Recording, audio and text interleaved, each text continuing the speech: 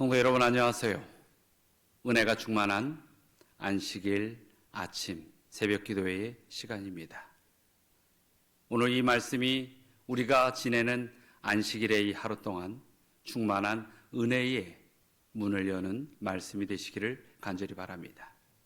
오늘은 이 십자가의 가상실험 가운데 첫 번째 말씀의 두 번째 시간을 함께 나누도록 하겠습니다.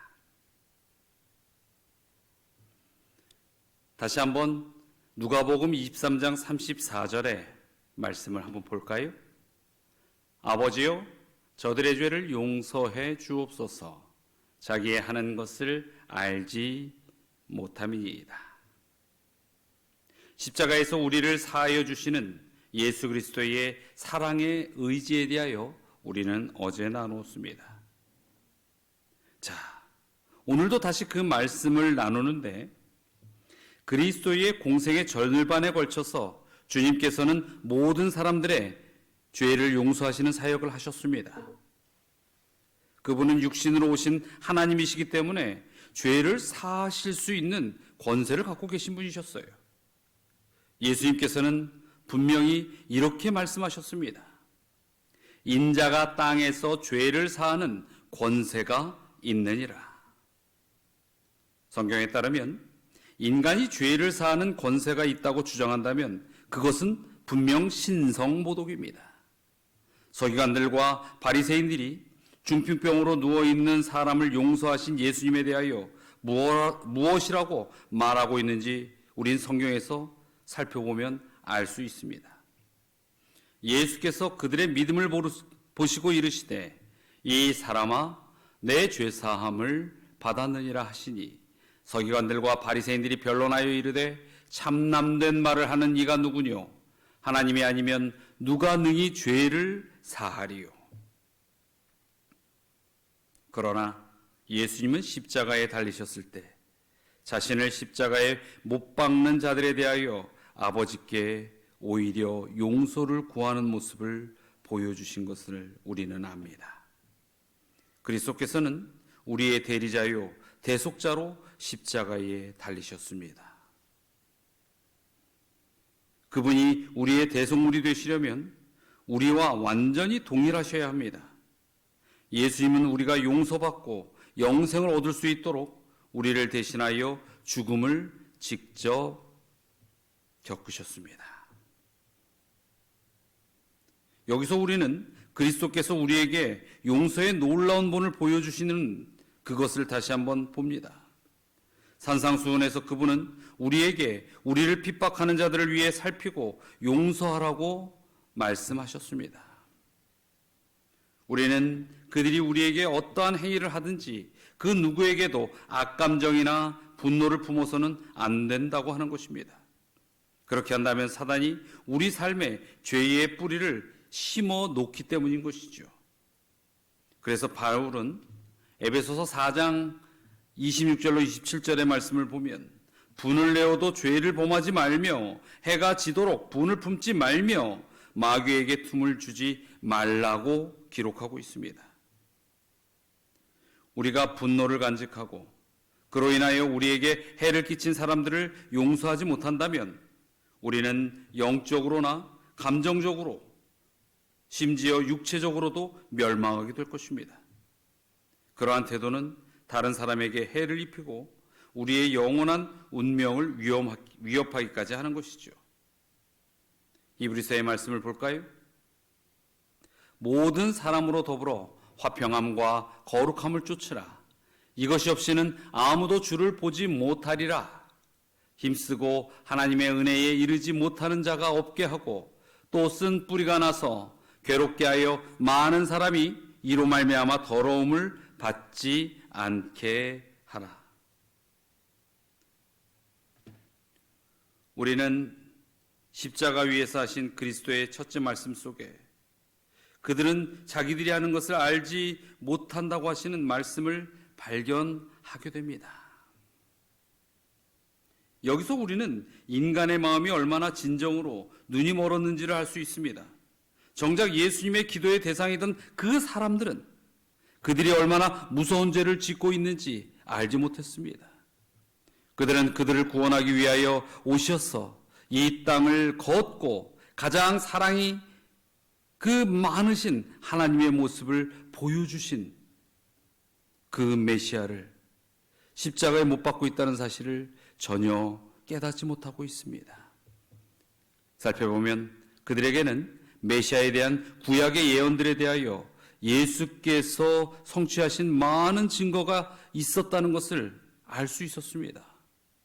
병자를 고치시고 귀신을 쫓아내시고 죽은 자를 살리시는 예수님의 기적을 그 백성들은 보고 또 들었던 것이죠. 그의 사랑의 가르침은 3년 반 동안 날마다 사람들의 마음속에 깊이 새겨졌습니다. 그러나 이 모든 증거에도 불구하고 그들은 십자가에 못 박으소서라고 외치는 군중의 우매한 무리가 되고 말았습니다. 하나님은 무지의 죄에 대한 준비를 하셨지요. 구약의 이 레위 율법은 사람들이 알지 못하는 사이에 범한 죄를 용서할 수 있도록 정의했습니다.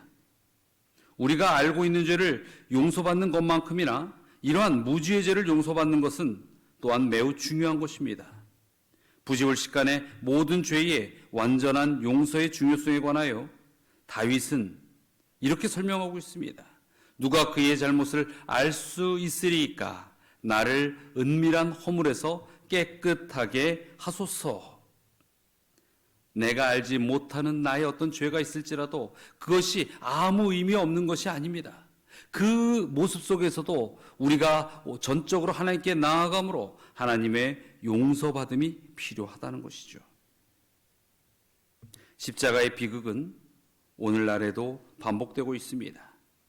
사람들은 여전히 하나님께서 온 인류에게 베푸시는 위대한 구원을 거부하고 있는 것입니다.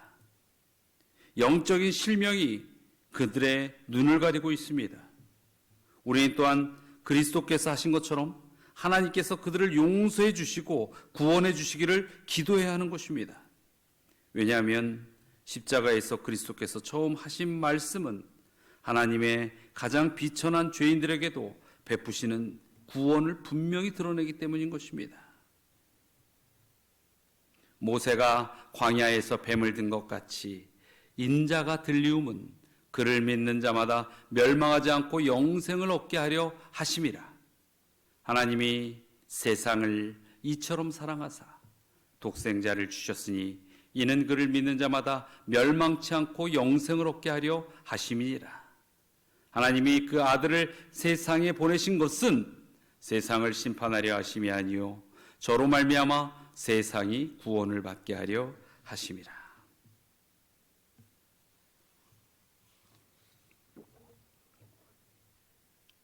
예수님의 베푸시는 사랑에서 우리가 가장 크게 은혜를 느끼는 것이 있습니다. 그것은 바로 용서입니다. 우리의 죄가 주홍 같을지라도, 표범의 반점 같을지라도, 불가능처럼 보이는 죄들도 어떤 악한 모습도 예수 그리스도의 십자가를 바라보는 믿음 앞에 용서의 은혜의 강이 흘러내려지는 것입니다. 성도 여러분, 우리의 삶에 이런 은혜가 차고 넘치는 것이 얼마나 감사한 일입니까? 중요한 것은 주님 앞에 나오지 아니하면, 주님을 바라보지 아니하면, 주님을 찾지 아니하면 그 은혜는 다른 곳으로 흘러간다는 것입니다. 우리 이 은혜의 강물 곁에 사시기 바랍니다. 항상 십자가 앞에 살아가시며 십자가를 바라보시며 십자가의 구원을 붙드시며 믿음의 확신으로 살아가시는 우리 모든 믿음의 가족들이 되시기를 이 아침 간절히 소원합니다. 오늘 함께 나눌 기도의 제목입니다. 우리 박상희 집사님께서 요청한 기도의 영혼들입니다. 양상훈, 양훈식, 김미애, 강정은, 엄기문, 박희옥, 이혜인, 이병섭 부부 502호의 이웃, 그리고 또 이번 전도회에 매일 오후에 있을 체험 및 상담 프로그램이 있습니다. 그 프로그램들을 위하여 또 기도해 주시기 바랍니다. 다 함께 기도하겠습니다.